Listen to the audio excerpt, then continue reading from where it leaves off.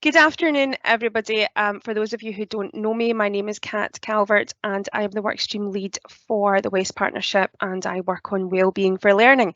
Part of my remit is UNCRC and I have worked really closely this year and last year with the very lovely Maxine Jolly from Education Scotland, who's a Senior Education Officer and knows everything there is to possibly know about UNCRC. So Maxine is going to take us through learner participation today. We are recording the session, and if you feel uncomfortable asking any questions, then there will be time at the end if you would rather do that at the end.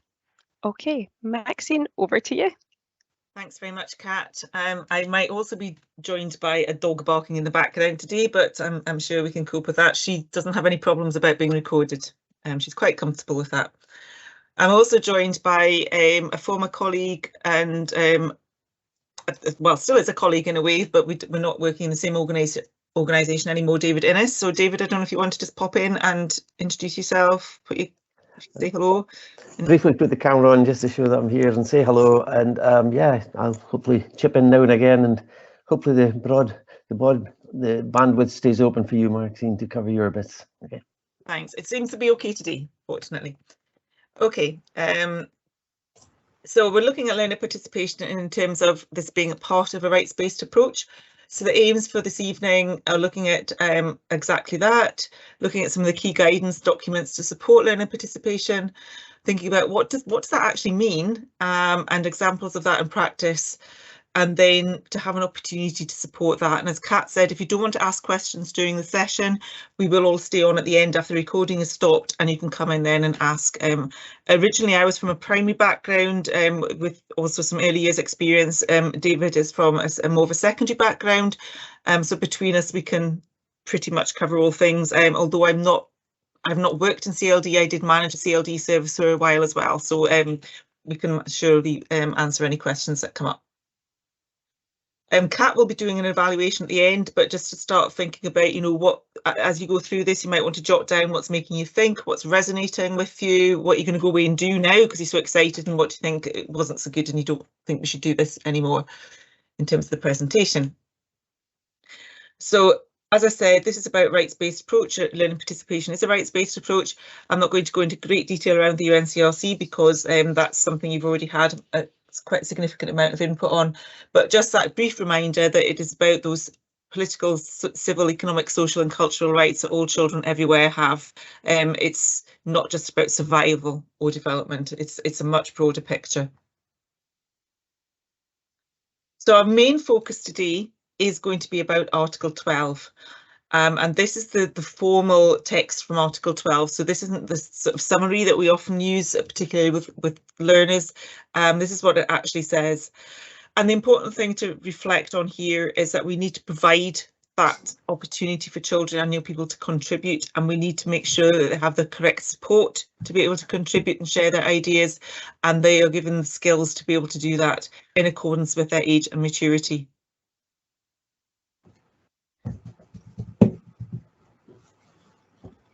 Just a very quick recap on where we are in terms of the incorporation of the UNCRC into Scots law. We are expecting a revised bill to be going to Parliament either just before Christmas or just after the Christmas recess. So it will be within the next few weeks. All they will be voting on is the amendments to the bill. It won't be the whole bill. And there is not expected to be any issues around that. There's been a lot of work with the Westminster government and with the Supreme Court to make sure they get it right, and that there are no other issues. So the expectation is, and again, it is an expectation, I can't guarantee it, that the legislation will be in place by the summer. But again, as I said, there's always slippage and things that happen. So, but that's where we're working towards. Thanks, Kat, for putting that in. Again, I'll have shared this before with many of you, so I'm not going to talk about it for very long, but just that, highlighting again the Putting Learners at the Centre resource that we have here, which was written by Professor Ken Muir. He consulted with 4,000 children when he was developing this guidance and report, and it's very much about Article 29, about listening to learners, about putting them at the heart of the curriculum design. And then we've got here the Achieving Excellence and Equity document, which has the National Improvement Framework has a new priority, which is about placing the human rights and needs of every child and young person at the centre of education. And all local authorities will have to report on that part of the National Improvement Framework. So just be aware that that is something that will be coming to you about, because obviously local authorities, if they're going to report, need to get feedback from schools, CLD and early years settings. Early years are also now included in the National Improvement Framework Plan. CLD are not yet, but that is something that I personally will be pushing for moving forward in its next iteration. What we're going to be talking about a lot today is the learner participation guidance, which you can see at the bottom here, and this document here, How Good is Our School? David, is there anything you want to add at that point? And I'm just going to shut the door so you don't hear the dog quite so loudly. So somehow feel that wasn't an invitation. I think that was just like I get that answering the door. But no, it really was just to highlight all of the documents from whatever background, whatever setting you're coming from, talks about that idea of empowerment of teachers or educators, and empowerment of young people, and getting to that sort of a meaningful voice and engagement. So a very consistent language through all of these documents, and indeed a language from yourselves as professionals working in that setting, that your voices are heard in your settings. And I'll put something in about that, because we're doing a session in participation and we are very keen to respond to your questions. So I'll pop something in the chat to encourage you to raise points along the way. Thank you, David. Okay, moving on. Again, I will have shared this before. Sorry, I shut the door so I couldn't hear the dog, and she's just gone and pushed the door open. So this is a rights-based approach definition that comes from Together, who are an alliance of charities in Scotland that work to improve the awareness, understanding and implementation of the UNCRC. It's a really useful definition. It's not about education, it's about all of the organisations that support children, young people, or work with children and young people. But the important element of this is about decision-making, policy and practice, and making sure that children and young people's rights are integral to that. So it can be very helpful as a definition when you're working with other partners who perhaps coming into your service, your setting, who are providing some kind of support to learners, or children, young people, adult learners as well, actually, come to think of it. So it's a useful definition because it gives you that common language. So I would recommend you to use this when you're working with others. So we're just going to do a quick Menti activity. This is just a quick word cloud. And I think Kat will be putting the link into the chat, but if you prefer, you can scan the QR code. So what does learner participation mean to you? So you can use this yourself. This version of Menti is free. So you could start, at the start of your journey, whatever setting you're in, you could start to ask these questions. And with older learners also, you could ask them this and use the Menti to do it. So I will just jump into the Menti, which I've already got open. There we go. And hopefully we'll start to get a nice word cloud in a moment.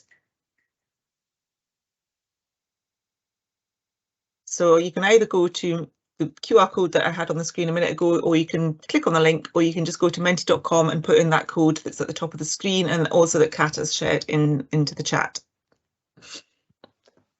And if you're not getting into Menti at all, feel free to just pop words into the chat at random and we'll pick them up as well. And we can see some really good things coming through here. So we're getting some good understanding around your present level of knowledge around what learner participation is about.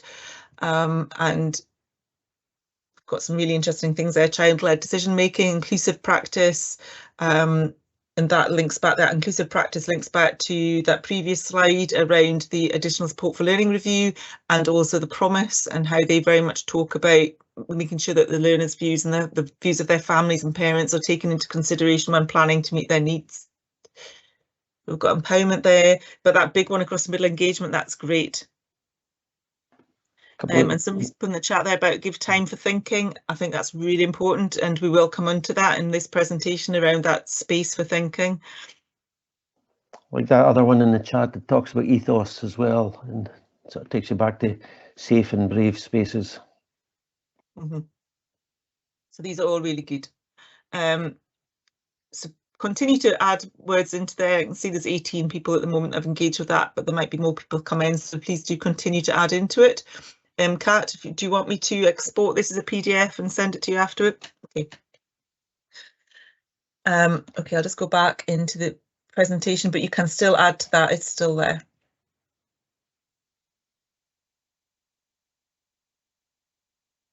One of the things I really like about this slide, and this is when you know you're getting learner participation right, because we've got the 4 young people here, children, young people, 3 of them are all agreeing and 1 is able to disagree, and that's when you know things are working well. And that probably doesn't just apply to children and young people, but also to your colleagues as well. You know, who's brave enough to disagree, but disagree in a way that is constructive and helpful and not just being argumentative and difficult. And that's when you know that you're getting there, you're getting it right. They've got that confidence, they've got that language, they've got the skills to be able to share their own views and opinions and provide the evidence around that. So these are some definitions of participation from a variety of sources. Anybody want to just pop in the chat there something, a couple of words or anything that you think is jumping out to you from those definitions?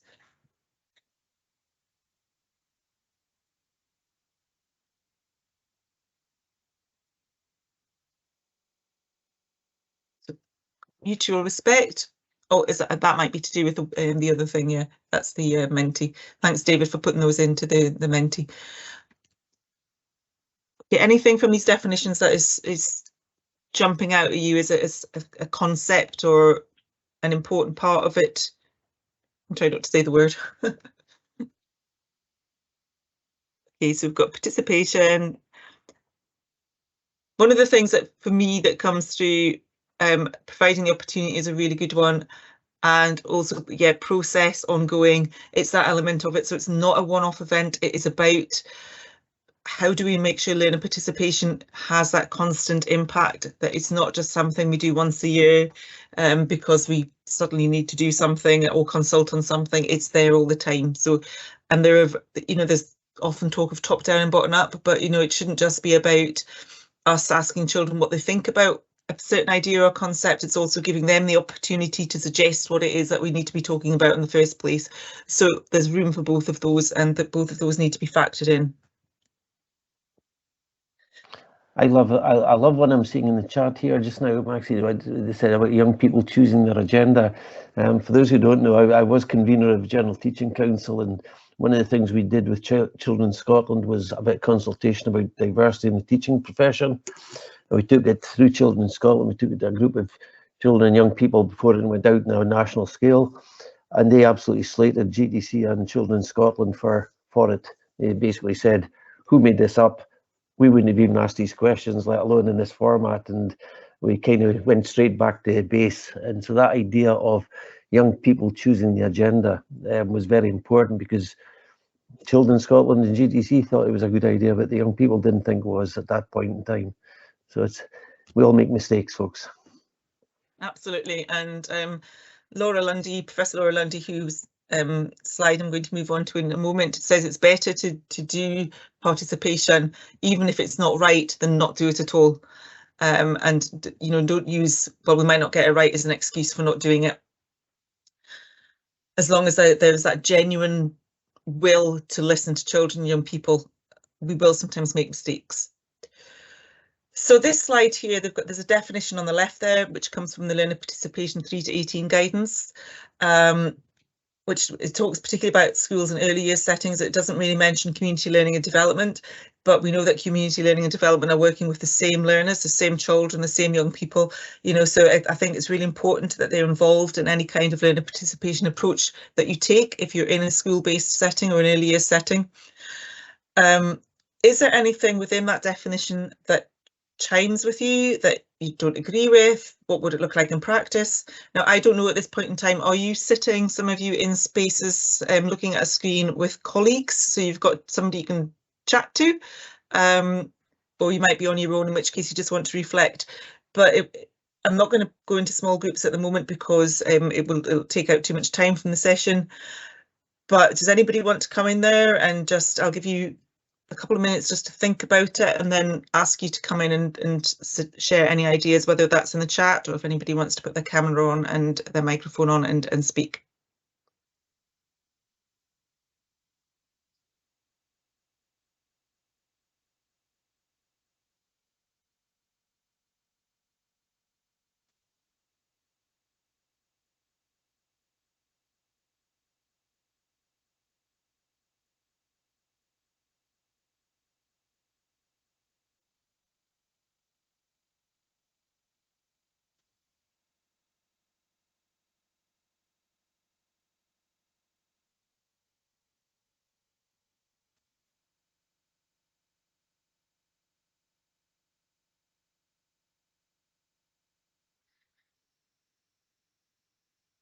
Okay, any thoughts from anybody, like what that would look like, whether it resonates with you as a definition? It's so hard just to be quiet even for 2 minutes, isn't it? Okay, may not always be a positive outcome, but a useful one. And that's one of the challenges around learning participation, and we will talk about that more, is that sometimes we will get messages back that perhaps make us feel a bit uncomfortable, but there's no point in asking the questions if we're not going to listen to the answers.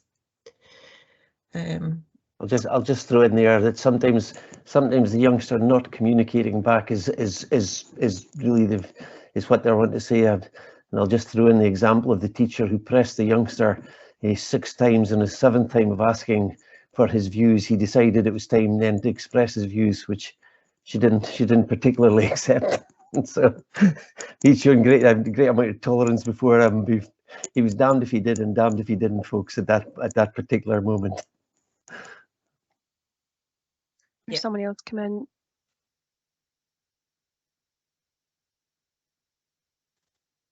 Okay, we've got something there around including is important, participation, co-design a curriculum, not practice alone. So there's lots of things coming through there. People focus groups about learning, and we will be sharing a video from a school later on in this session, which gives you some idea about how they've helped to shape the curriculum and feedback on learning and teaching. Okay, so it's quite a useful definition. So I mentioned Professor Laura Lundy just before. She is a professor at the Queen's University in Belfast, and her model of participation was developed back in 2007, so it's not even that new, but it's still very, very relevant. And the key parts around this are about, it's not just a case of listening to children and young people, but giving them a safe space to form and express their views. That space can be a physical space. So do we make sure that if you've got a group of pupils meeting together, a group of learners meeting together, that the space they're in is protected for them, and they're not going to have to be moved on when they're in the middle of a conversation because somebody else wants to use that space, usually an adult. So do we make sure that they've got the physical space, but also the emotional space, the time to think and form their views and opinions, and make sure that they will not be ridiculed, challenged, ignored, etc. So how do we make sure they've got that safe space? In terms of the voice, that facilitation element is really important. Children need to be given the skills and support to enable them to use their voice. And by voice, we're not just talking about speaking. There's many more ways of communicating. So we need to make sure that all of our learners have a way of expressing themselves and sharing what they think in a way that's right for them. The audience element, when a view is given, it should be listened to respectfully and given due weight. And although I said before, tokenism is better than nothing, ideally it shouldn't be done in a tokenistic way. And then influence, that's where it really comes in. Do we really genuinely make sure that we feed back to learners on the outcomes of their suggestions, that they are involved in taking forward their suggestions? And I know, David, the school you worked in moved away from that model of you said we did to you said you did. So the learners were very much involved in leading the changes that they'd identified as being necessary. And I think that's a really interesting and different way of looking at this. Laura Lundy also identified 3 barriers to effective participation from the perspective of practitioners. So the first one is that scepticism about children's capacity or belief that they lack capacity to have a meaningful impact into decision making. And yet we know early years, for example, and I don't know if we've got many early years people on the call, but very young children are able to give an informed opinion about what they want to do and how they want to do it, you know, about what works well, what doesn't work well for them. So they absolutely can, from very, very early stages, make those decisions. The second, I'll maybe just step in here just with a particular bugbear that I have around the phraseology of curriculum for excellence that talks about the 4 capacities, talk about becoming effective contributors. Young people will become effective contributors as if they can't at the moment. This is going to happen sometime further down the road, and I think that gets in the way of that very first point. You know, we know they can contribute in the here and now. So it's act as or be, they are that. So it's not a case of becoming. And that was fed back through the recent report from NOTOSH around the 4 capacities, and that's sitting with the Scottish Government at the moment about their recommendations. But that was one of them. And the Welsh Government very much talks about children and young people being citizens now, not citizens in waiting. So again, that helps to frame it in a different way, so that these children and young people can and do make a difference to society. And sometimes the frustrations that they have are because that's not acknowledged or recognised. So the second barrier that Lundy identified was that giving children more control will undermine authority and destabilise the school environment. I would wonder why you would think that, you know, with these children and people have been at school from they're 3 years old, why you would think that just giving them that permission to make decisions and to participate in this decision-making process would undermine authority. And we do cover that a bit more in the UNCRC presentations, which I think most of you already have been at. And then that compliance with children's rights requires too much effort, which would be better spent on education itself. So we know from research from the Education Endowment Fund that by involving children and young people in the curriculum design, in making decisions around their learning, very much sits with the assessment is for learning approach, actually has a much more positive effect on their education and their outcomes and their achievement and attainment. So to me, as well, that's an argument that doesn't seem to have any real bearing on what happens in practicality when we do give children and young people that opportunity to participate. And I'm not going to ask anybody to say anything at the moment. It's more of a takeaway for you to go and think, what are the barriers in your setting? What are the barriers in your own practice? Because one of these might resonate with you, but I'm not going to ask anybody or put anybody on the spot to share that just now. It's something for you to go away and think about. But as I said, this is research-based. This is not something that's come out of my head. Thankfully, you wouldn't want to know what comes out of my head most of the time. So learner participation guidance, which we very briefly touched on earlier in one of the earlier slides, it was published in 2018. It's an online resource. It's very accessible. It's not very wordy at all. It gives you that definition, which I shared before, some of the principles, the benefits, the rationale, which is what you really need to know. And the 4 arenas, which I'll come on to on the next slide. There are some really good video case studies and some of the support materials around evaluation, both evaluation for yourself and evaluation for your establishments and settings.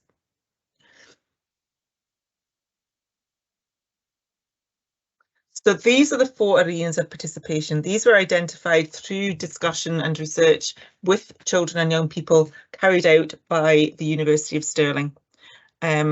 And Kat's just put a link in there to a document from Professor Laura Lundy in Ireland, which is how they are taking forward participation. It's really good. If you have the chance to go and look at it, I would recommend it. Some really good strategic approaches to taking forward participation.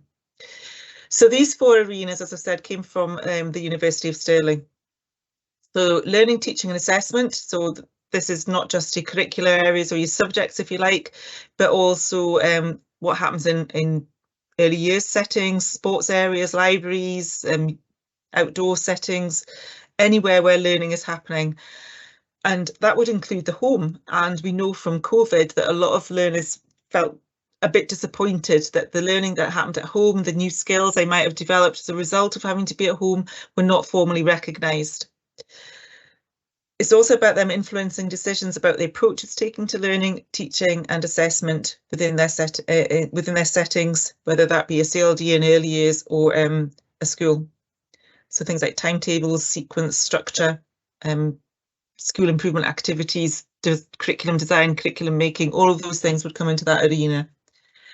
The second arena, opportunities for personal achievement. Sometimes this is called wider achievement, and that would include things like public performances, what would often be called enterprise initiatives, but otherwise also you could think of that as how do you enable the rights of others, so anything around that. Sports events, educational visits, award schemes such as Jazz Awards, Duke of Edinburgh, all of those things that really extend the curriculum for children and young people. And that's again very much where community learning and development have a massive role to play. Your decision-making groups, traditionally thought of as pupil councils, but it's much, much more than that. You can have decision-making groups aligned to every aspect of your school improvement plan. You can make it part of your curriculum. Every single learner in a school can be part of a decision-making group. So there's ways to be really creative around that. And these groups can have a real impact on things like budgeting, staffing, rules and policies, school buildings and other governance issues. And David, I don't know if you want to come in at that point and talk about how you allocated budgets to some of the decision-making groups that you had in the school. I will do, and I'll tie it in towards the comment about the wider achievement through youth work that's sitting there in the chat. Yeah, so and somebody else mentioned using the how good is ours. So basically, what the things that were coming from the youngsters, if I went back 4 years, they'd have come with their list of demands, and I'd have said, no, we've no resources, and that would have been that. And then it sort of twigged that the money and the power go together in many ways in all aspects of life. And it was a case of just setting aside money in the budget and saying to them, that's your money. You don't have to come to me for permission. That's yours. And we just sliced it off the top of the school, much to the annoyance of some of the subject heads, that we just set that money aside. They worked with the school administrator to make sure that it complied with all the stuff around procurement and that they had to do. But they didn't have to come near me. It was their money, they used it. And funnily enough, they would often be sitting with the youth workers and that, chatting away through ideas and doing it through other people, but keeping well away from me because I had too much stake in it all. And so took myself out of that equation altogether. That helpful enough? Thank you, David. That's really helpful as an illustration around that. And then the wider community is about working with in partnership with a whole range of partners. And again, that would include CLD, but also would be third sector, local businesses, parents, community groups, and so on. And one of the things that is really clear about the 4 arenas of participation is that there can be something that you're working on across your school that could cut across all of these 4 arenas. You know, so they're not exclusive, they're not siloed, there are clear links between them all. So has anybody got any questions? David, did you want to come in there? Sorry, it was just to say that the youngsters around about that, once they had got the £2,500 I'd set aside for them, they were then able to go and match fund it. You know, so they went to the parent council and said, "Can you match it?" So they were wanting improvements in their playground, and so by the end of it all, that was £10,000 they had from my seed funding. And they'd obviously done a lot of the fundraising around that, and that goes back to that point about enabling learners to realise the rights of others, and giving them that real sense of ownership. And it doesn't have to be £2,500. You could start off with £50. You know, it depends what you can afford within your school budget or your setting budget. Okay, so here we have an example of one of the tools that's available on the resource. Really simple, so we're not talking about a massive bureaucratic form where you've got to fill in millions of things. This is just a simple mapping exercise. These are the things that we're doing, and this is where we're evidencing it across those 4 arenas. So you can see it's quite simple to use. and Kat's put the link to the learner participation document in the chat. It is meant to be used as an online tool. Elements of it can be downloaded and printed if you want to, but it is essentially something to be used as an online resource. So that's an early years example, and then here we've got a secondary example as well. And I've done this presentation before when we actually have had somebody from St Mungo's Academy present, so I don't know if that's the case today. But you know, this is an example from them of projects that they were doing and that were linked to these 4 different arenas. What I'm going to do now is I'm going to play a video from Barhead Academy in I think they're East Renfrewshire, who are also in the West Partnership. So hopefully this works. Can you give me a thumbs up if you can hear this okay? Because if not, I've got a plan B.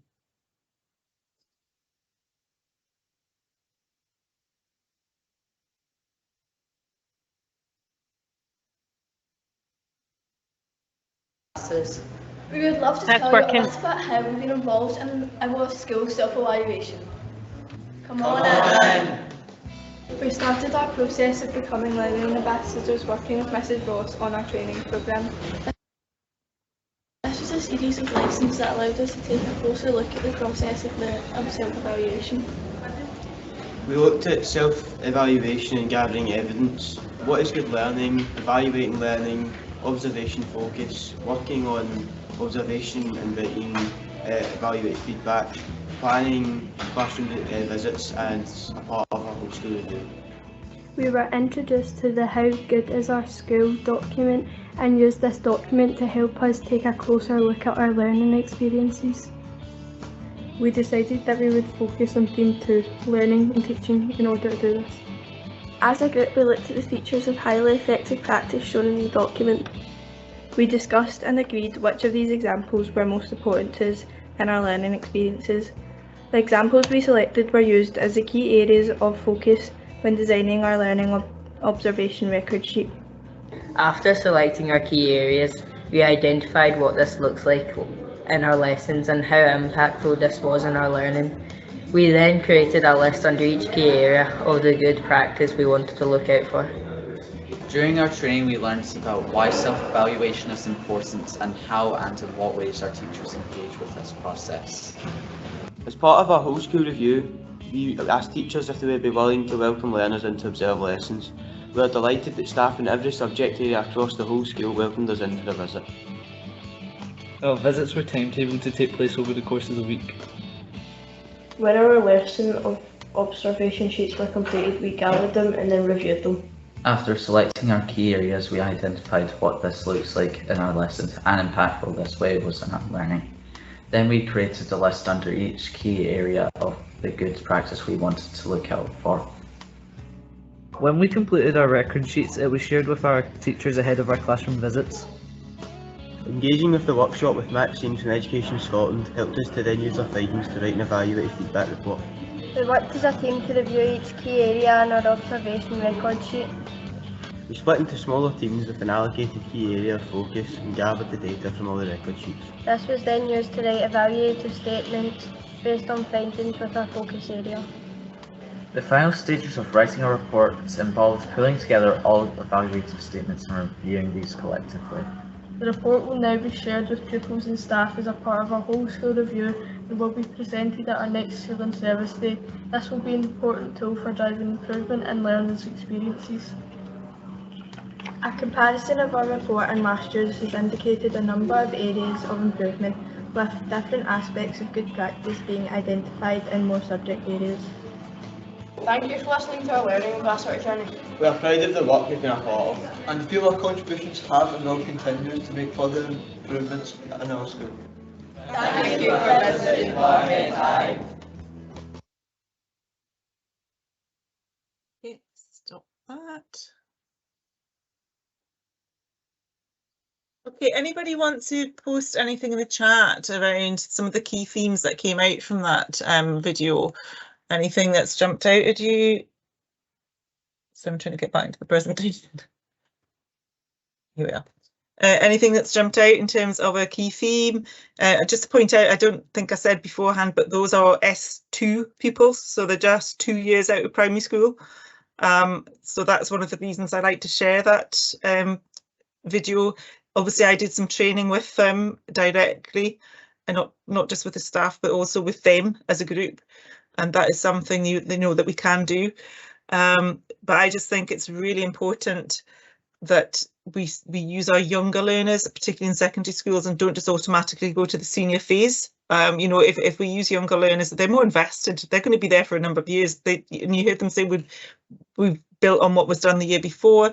We'll be going back to it. So anything that's jumping out at you from that video that you would like to comment upon, and I'll just go on to the next slide because that helps you to frame the questions and the responses.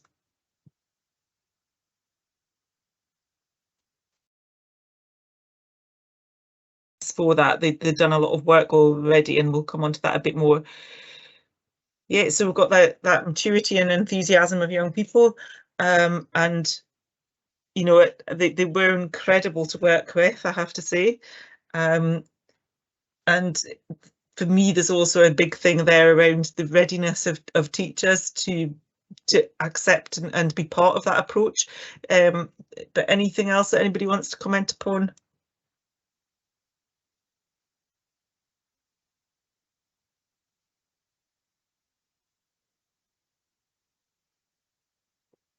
Yeah, young people's views acted upon, and they definitely were. They did, you know, take into account what had been said before and build that in moving forward. And David's put in the chat there around, you know, that looking back, we're doing perhaps better to start with looking at relationships and then build up that safe space to be allowed to allow that focus on learning and teaching. And you can focus on just on learning. If the teaching element can be a bit too threatening, you can just talk about, well, let's look at learning. What's the experience of the learner? That can help to get around that as well.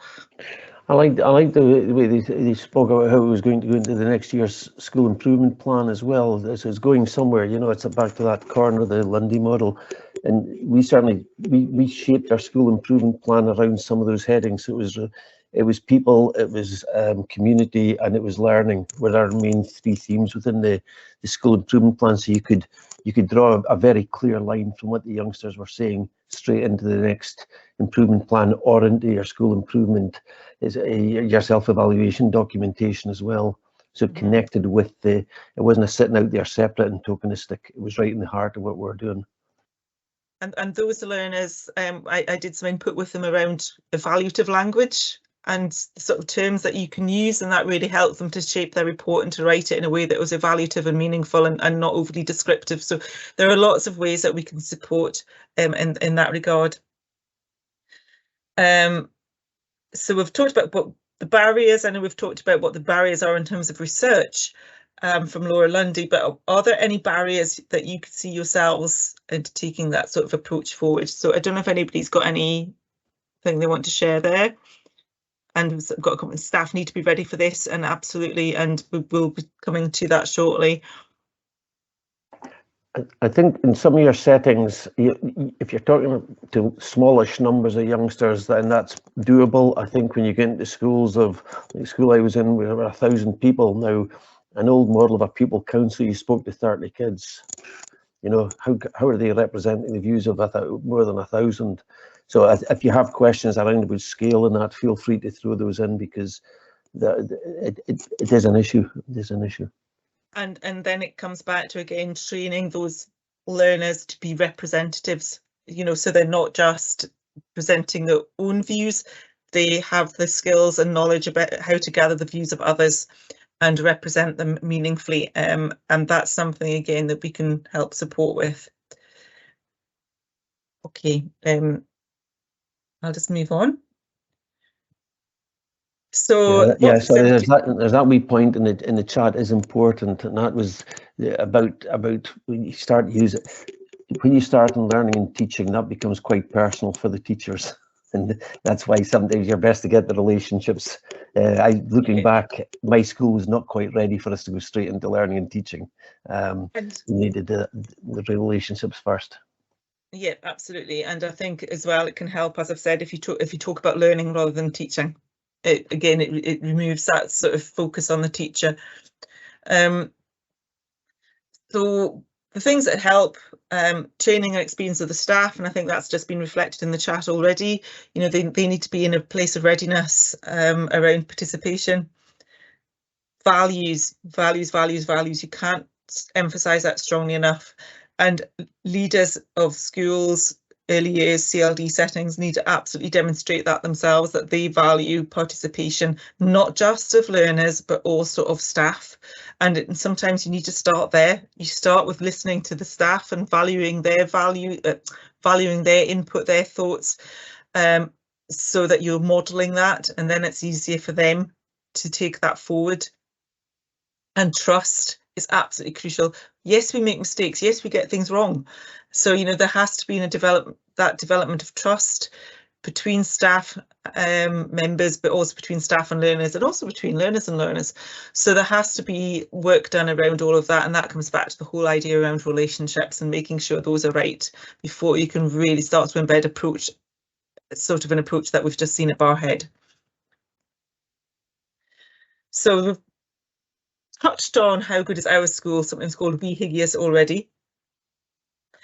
It's in two parts. Part one is around the guidance for school staff and other partners that work with children and young people, and it covers some of those features such as what do we mean by learner participation, about developing the culture, how do you triangulate evidence, some of the things we already mentioned about making time for it to be genuine and effective, and the ethical considerations. Again, we've touched on that already, but making sure staff are comfortable, that they're not feeling pushed into doing something, but also that the learners are comfortable.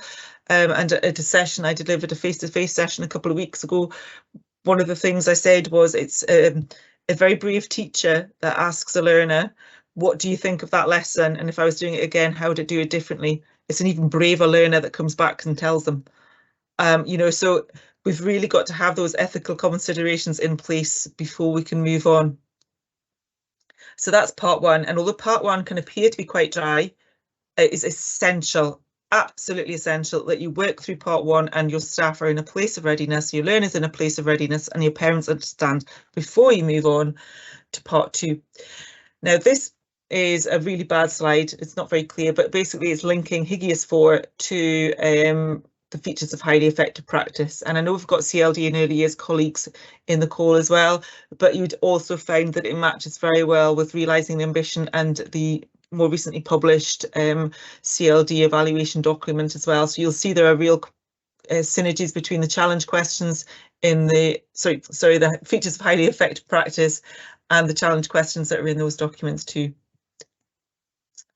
So part two is the bit everybody gets excited about, but it's dangerous if you jump into part two and you haven't worked through the boring bit first, because that's when people get upset, and that's where the ethical considerations come in.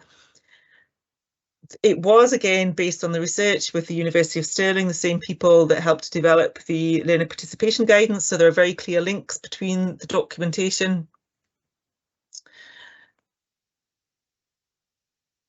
So what we have is an introduction to the 5 themes, which I'll come on to in a minute. There are 3 aspects to each theme. It links to GERFEC. It has that definition there around what is self-evaluation, which is a definition that helps children to understand what it's meaning.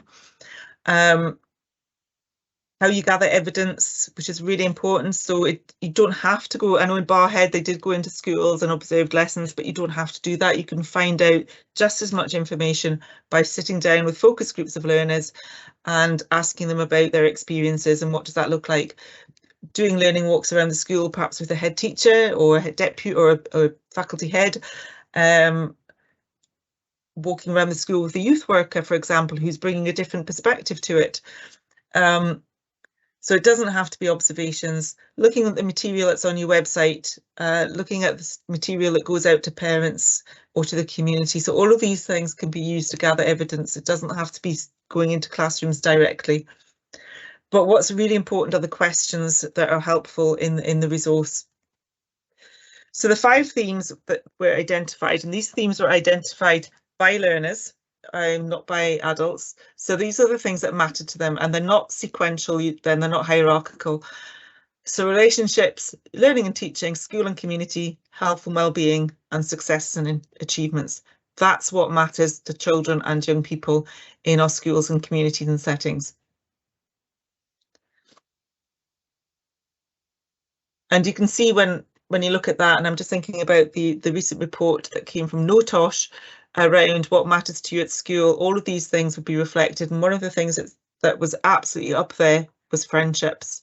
You know, friendships really, really matter to children and young people. That's one of the reasons they want to go to school. And that's one of the things that during COVID they found very, very hard.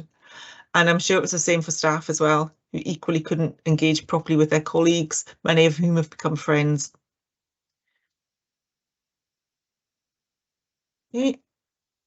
So as I said, 3 aspects to each theme. First one is those features of highly effective practice. So it just illustrates what might that look like? You know, if you're looking at relationships, what might a very good relationships-based school or CLD or early years setting look like? What sort of things would you expect to see? So it's, as it says there, these are not a recipe. It'll be different for every setting, but it just gives you some ideas about what children and young people could be looking out for within the setting they're looking at. Suggested evidence gathering activities, as I mentioned before, there's a wide range of ways of doing that. And then the discussion questions. And just to make it clear, the discussion questions do not all have to be used. This whole resource is a tool. It's there to use in the way that sees right for you. So you might just want to use a few of the questions. The learners might just want to use a few of the questions. They might want to break the questions down into smaller bits. They might want to add some, you know, so it's not there as a very prescriptive document. It is there just to give you some guidance, and you can adapt it. And I have done some work with a special school where we just took 2 questions and broke them down into really small chunks. And that was really helpful for those learners to be able to then engage with the process. So I'm not going to go into breakout spaces, but we are going to have a look. If you could put Padlet into the chat, if that's okay, Kat, and just think about some of those themes. How might that support children and young people to engage in self-evaluation? So you can either scan the QR code or you can click on the link. And in case you haven't used Padlet before, I will just show you what you do. Is that the right browser? No, it's not right. Sorry.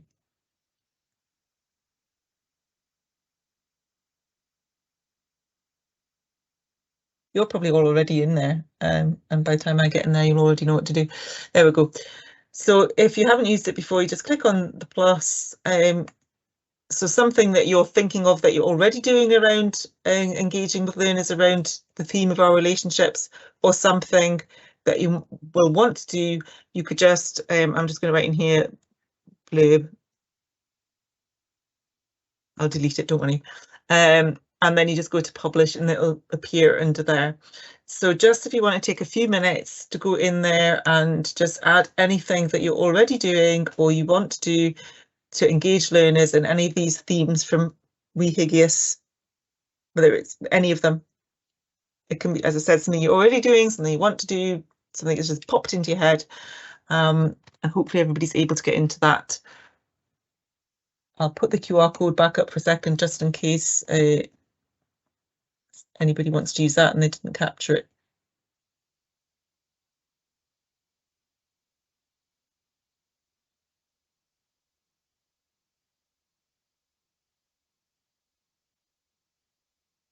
Okay, hopefully if anybody wants to use the QR code, they've managed to do that now, and I'll just go back into the Padlet. So we've got a few things coming through now, and after we've had a few minutes of reflection time and completing this, hopefully if anybody's keen, they'll be able to talk about one of the things they've posted, but we're not going to pick on anyone, and it's all anonymous anyway, so I wouldn't know who's posted what.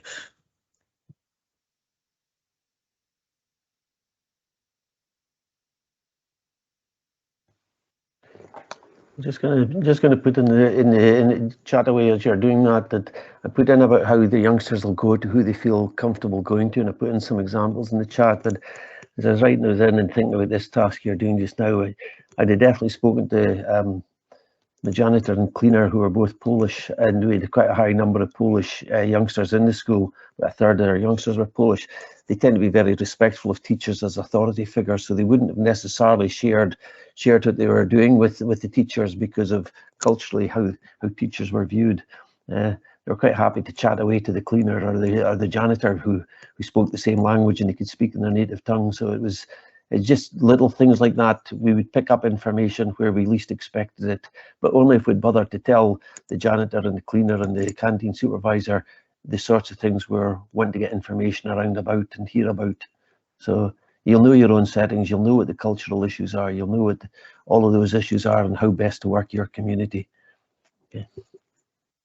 Thanks for that, David. And it's a really good point, actually, you know, about it's not just teachers that make up a school community.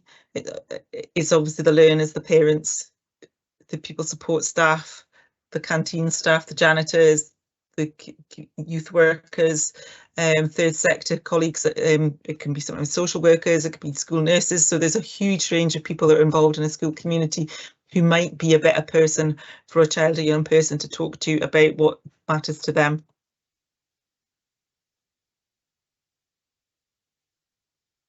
Okay, some great stuff coming through here.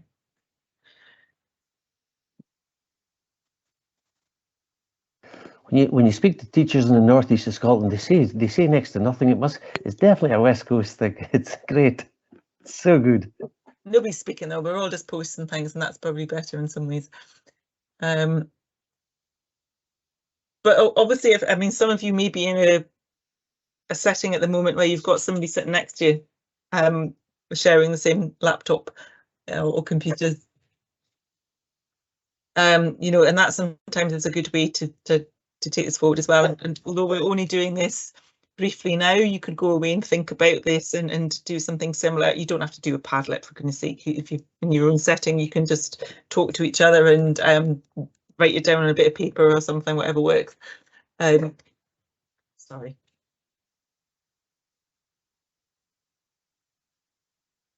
I'd like to know if she gets some kind of fee for her contribution to this session, Kat.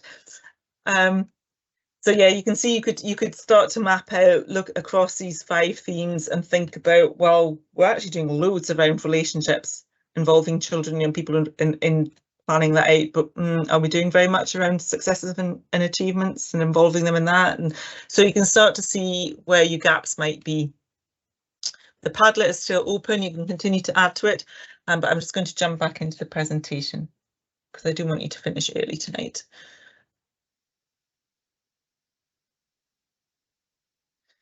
Okay, again, from research from the University of Stirling, some of the impacts from effective learner participation and the benefits of it, you can see on this slide here.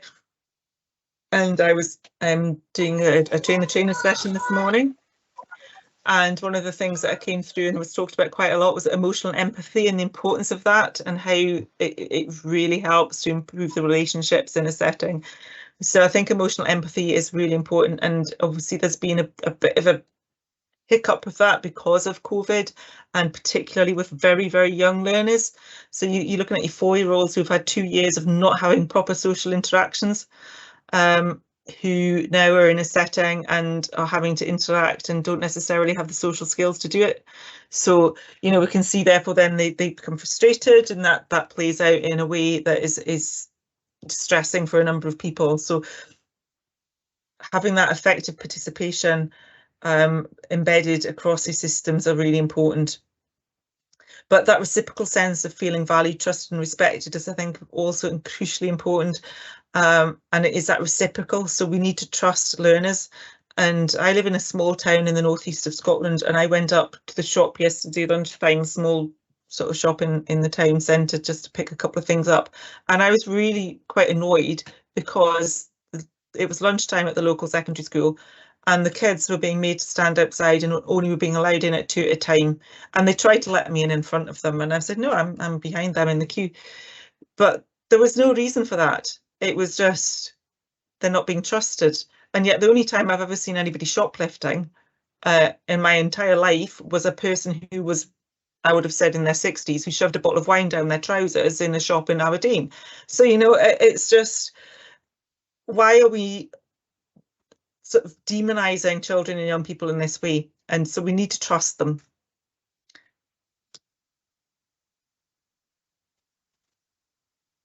Okay, hopefully everybody's managed to read that slide.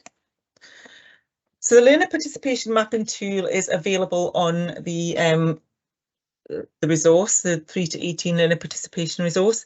What we're going to do now is just quickly capture on Menti what your thoughts are, where you are in your settings in terms of learner participation. So where are your strengths? So strong is on the outside, that's 5, and weak is the 1 in the middle. Again, it's totally anonymous, but it gives you an idea, and it's quite a good tool to use. I've put it onto a Menti, but you don't have to use Menti. You could just do this with print it off and do it on paper. It's obviously because we're online, we have to do it this way. So if I just move on to the next slide, you can again scan the QR code, or you can go to menti.com and add in that code. And I think I can see people listening. It is in the chat as well. Brilliant. So I'll just come out of here and pop into the Menti so we can see what people are thinking, and absolutely fantastic stuff coming through on the Padlet as well, which I'll share afterwards.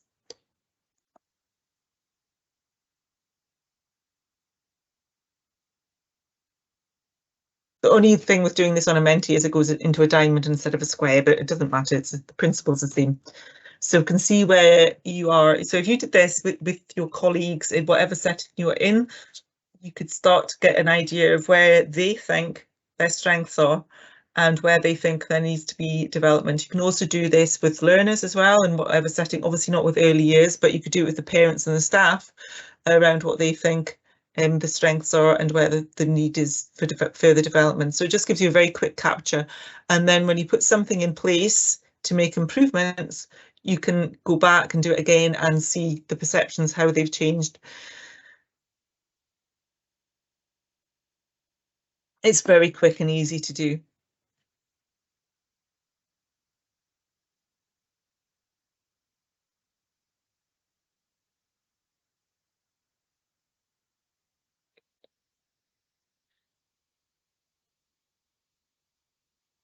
Okay. So again, I'll leave that there, but one of the things before COVID, learning, teaching and assessment always came out as being a weaker area. And the sort of thing that would come out was stronger would have been wider community, but it's totally flipped around since COVID, and obviously because there hasn't been that opportunity to engage in the community, and because teachers, I think, have been much more focused on engaging learners in their learning for a number of different reasons. So that tends to be coming out as stronger moving forward. But not just teachers, of course, we've got CLD workers who are also now being able to engage with learners again, which they couldn't do that well during COVID. It was much more challenging to do that without that face-to-face element in particular. So we're seeing that now coming out as a stronger aspect, but what we also then have to ask ourselves is it really stronger, or is that just, are we just being kind to ourselves here? So that's a question for you to go away and reflect on with your colleagues. Okay, just go back to the presentation again.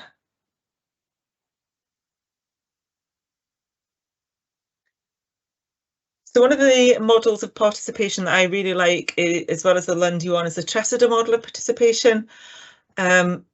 I prefer this to some of the other ones, such as the Shires model or the Hearts model, because they can look to be hierarchical. The Tressida model is not. It's talking about degrees, and Tressida says that, you know, it's not about one of these being better than the other.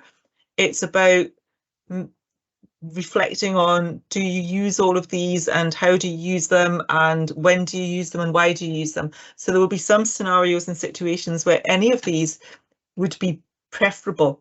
They're also not exclusive, because you could start off with something being adults assigned but involved, so adults decide on the project, young people volunteer for it, and then you might end up with it being young people initiated and shared decisions by adults, because it progresses and it develops. It's useful particularly because you can again identify where are the gaps in what we're doing, where are we only doing consulted and informed, and if so, how do we start to look at some of these other degrees of participation as well and start to build those into our planning. It does talk about young people, but it really means children and young people. So just take that on board, although it doesn't say that specifically. Any thoughts or comments around that model?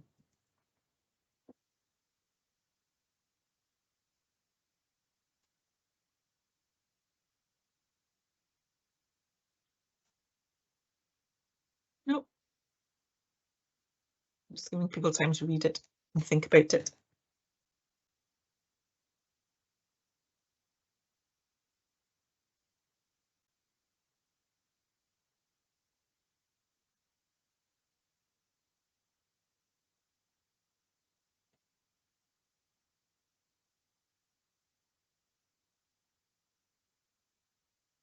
Okay, I'll just move on if nobody's got any comments or questions. Again, a reflection activity, as I said, how would the mapping tool, spider diagram that we shared before, and the trusted model of participation support your implementation of learner participation? So again, just an opportunity for you to think and reflect about how those could impact on your journey.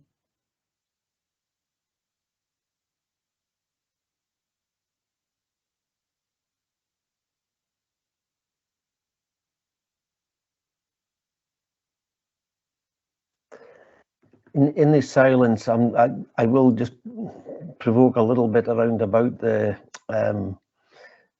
making sure it's a question, it's that balance of the questions you feel you need answers to get your the information you might want for your job and things like that, as opposed to the questions that the young people themselves would want to express a view on. And I think both are needed, but both are not always the same thing. And make sure there's in amongst you asking questions about things, you need to give enough space for the questions they might be generating and thinking about to come to the fore as well. Yeah, and whenever we generate the questions or have the topic that we want to consult with children and young people about, they need to be informed. That is absolutely fundamental, because if you're asking them things about things that they know nothing about, you're not going to get a sensible answer. So there needs to be that degree of making sure they're informed before they are able to articulate what they think. So that's a really important part of that process as well. Okay, I'm just going to share a short video. It is from a primary school this time. We had a secondary school before, so I'll share this now. And this is around some of the challenges around participation. I think challenges are around how people understand a rights-based curriculum, or perhaps indeed how they misunderstand it, in terms of seeing it not so much as a rights-respecting based approach, but more a rights-demanding. So some adults might think that children have enough rights, they've got plenty of rights, they've got enough say, that's the problem, they have too much say. But in actual fact, if children have their say in a way which is respectful, it's actually empowering for the children and the adults, it's not a destructive thing. So I think a lot of the barriers are around adults feeling threatened by the thought of children having all these rights and what will happen to me and my rights and what I'm doing. And I think that goes back to what I was saying earlier about the disposition of a teacher or an adult towards children and how they view each and every child in terms of their own job, and having that open and non-threatening approach to children having their own say is a really positive thing, rather than something which could be damaging to the teacher and their authority in the classroom. So a lot of the challenges around a misunderstanding of what a rights-based approach actually means. And another, I touched on it earlier as well, that we don't have a massive amount of parental participation, and I think that as well is to do with parents not really being as aware as we would like them to be of the impact this actually has on the children's learning. We focus on our literacy and our numeracy and our health and wellbeing as our core curricular areas, but in actual fact, a participatory based system improves attainment in itself. Anything where children have more engagement automatically improves attainment as well. So it's, in a way, it's frustrating. You want to try and get these points across, but I think it's everything in time. We need a lot of time really to embed this properly, and time is a challenge as well. And I think because you have all these other priorities through the improvement challenge within the local authority and the national improvement drivers as well. Sometimes things like this can maybe be overlooked as not needed or secondary, but they're actually key, and they form a part of that whole process of raising attainment as well. Okay, so any thoughts or comments either in the chat, or anybody want to come in and speak around things that are jumping out of you from that video?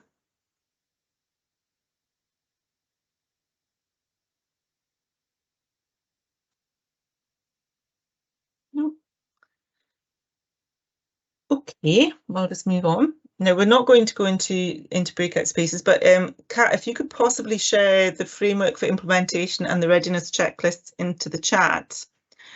And the Jamboard is there as well. We will have a go at doing the Jamboard without going into breakout spaces, because I think a lot of you will be sitting next to somebody and you can have a go at it, but I'll show you what it looks like.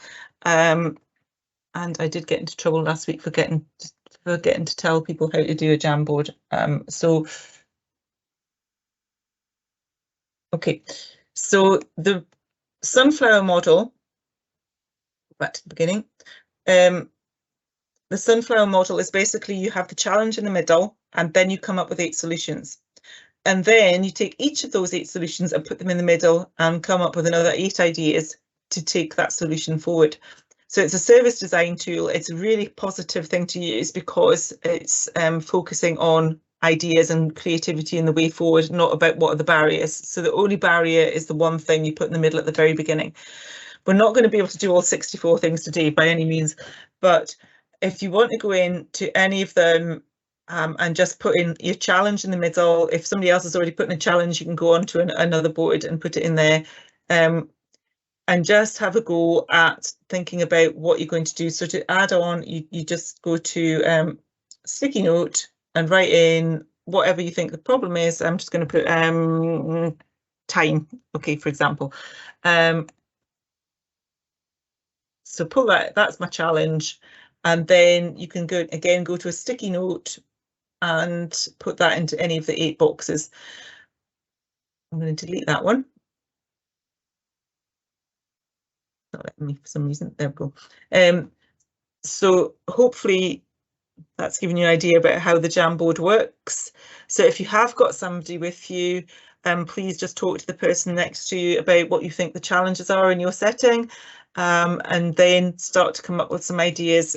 And if you are in a set, if somebody else has already come up with your idea, then you can contribute to that around the 8 spaces and so on. So hopefully does that make sense, Kat? Yep. Okay. And it is just a taster for you just now, because obviously we're not going to go into any great time and detail around this, but just to give you an idea of how the sunflower model can be really helpful in terms of solving problems and moving on and getting some solutions, because it's so easy for people to say we can't do that because, whereas if you use this, it's like, well, okay, we accept this as a challenge. What do we do about it? How do we move it forward? And then we take each of those individual aspects and then say, well, how do we move it forward further? So we're not going to get to the 64 today, but you can go back into your own establishments and do that.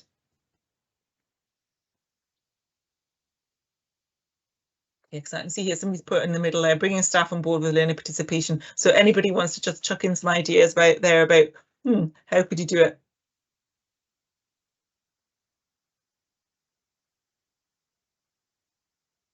And we're going to spend 10 minutes or so on this, and then we'll wrap up.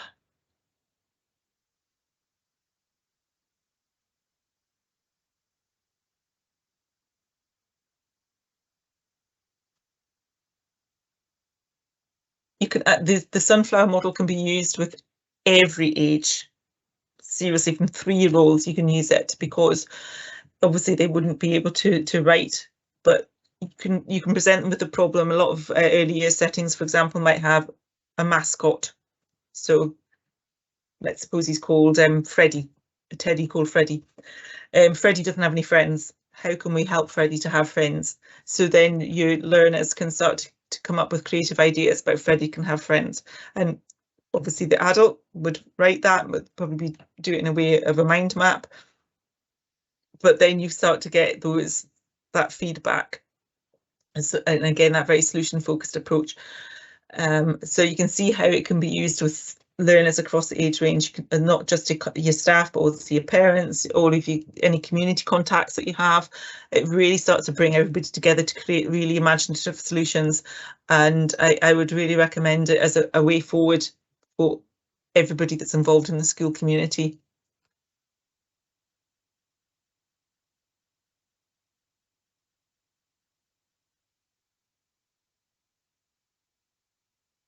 Okay, so that's one. Let's see what's else. So that's the example. So we've got time. Okay. So again, you're starting to see those solutions being created.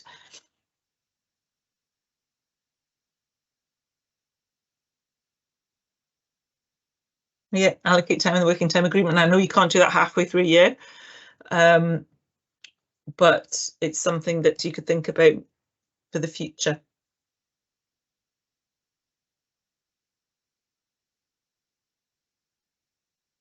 Is it halfway? Yeah, well, it's getting near halfway through, isn't it? It will be February anyway.